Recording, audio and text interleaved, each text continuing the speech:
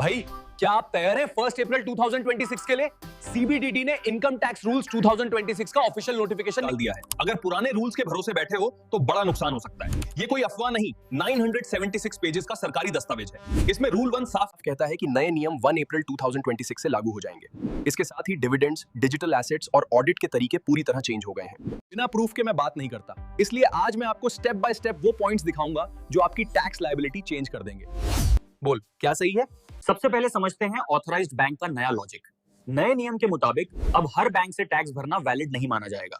Rule 2 section B साफ है भाई।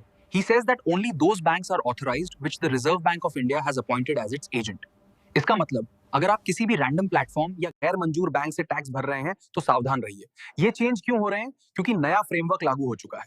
रूल 2 सेक्शन ए के मुताबिक ये सारी परिभाषाएं और नियम इनकम टैक्स एक्ट 2025 के तहत है, यानी पूरा सिस्टम ही नया है और पुराने रूल्स अब चेंज हो चुके हैं। आप स्टॉक से डिविडेंड कमाते हैं? अगर हाँ, तो ये नया नियम आपके लिए बहुत जरूरी है। डिविडेंड्स की पेमेंट और डिक्लेरेशन को लेकर नए चेंजेस आए हैं।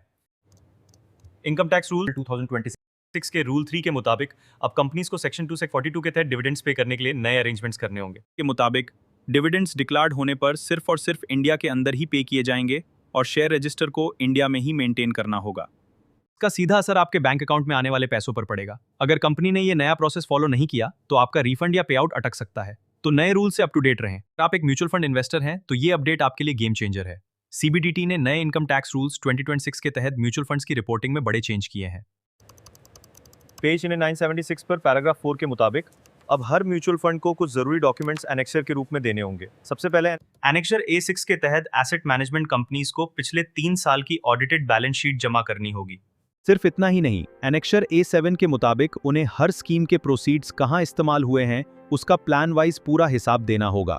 भाई, इंटरनेट पे हर चीज सच नहीं होती, इसलिए मेरे बताए हर पॉइंट को आप खुद वेरीफाई कर सकते हैं। मैं हवा में बात नहीं कर रहा।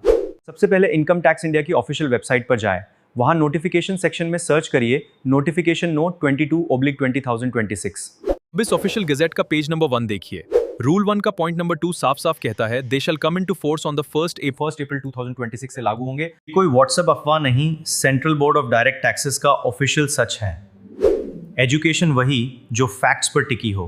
कंक्लूजन सिंपल है, अप्रैल 1, 2026 से टैक्स का गेम पूरी तरह चेंज हो रहा है। ये कोई छोटा मोटा चेंज नहीं, बल्कि एक नया दौर है।